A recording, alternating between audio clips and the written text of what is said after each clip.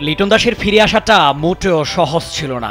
এই প্রথম শ্রীলঙ্কার মাটিতে টি-20 সিরিজ জয়, একমাত্র অধিনায়ক হিসেবে বিদেশের মাটিতে বাংলাদেশকে দুটি টি-20 সিরিজ জেতানো, টেস্ট, ওডিআই ও টি-20-র খেই হারিয়ে ফেলা বাংলাদেশকে পরপর 2 ম্যাচ জিতিয়ে উইনিং মোমেন্টামে ফিরিয়ে আনা, সোশ্যাল মিডিয়ায় ট্রোল আর সমর্থকদের সমালোচনার চাপ মাথায় নিয়ে দলকে সামনে থেকে বলিষ্ঠ নেতৃত্ব দেয়া লিটনের ফেরাটা সহজ ছিল না।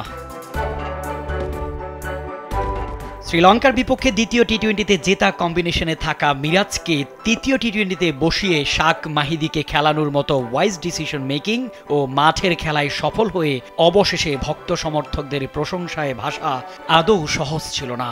চ্যাম্পিয়ন্স ট্রফির স্কোয়াড থেকে ছিটকে গিয়েছিলেন লিটন দাসকে ওয়ানডেতে ফেরানো হয় শ্রীলঙ্কার বিপক্ষে সিরিজে, কারণ টি-20 অধিনায়ককে মাঠে আরেকটু বেশি সময় থাকতে দিতে চান নির্বাচকরা।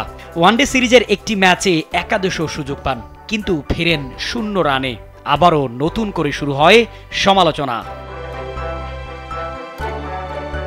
লিটনের ব্যর্থতার দায় কাঁধে তুলে নেন প্রধান নির্বাচক গাজী আশরাফ হোসেন। চারদিকে সমালোচনার চাপ নিয়ে টি-20 সিরিজ খেলতে নামেন লিটন। এই সংস্করণেও শ্রীলঙ্কার বিপক্ষে প্রথম ম্যাচে হেরে যায় বাংলাদেশ। ওই ম্যাচে মাত্র 6 রান করে আউট লিটন, ফলে সমালোচনা ও চাপ বাড়তে থাকে আরও। দ্বিতীয় টি-20-তে 50 বলে 76 রানের ইনিংস খেলে হন ম্যাচ সেরা।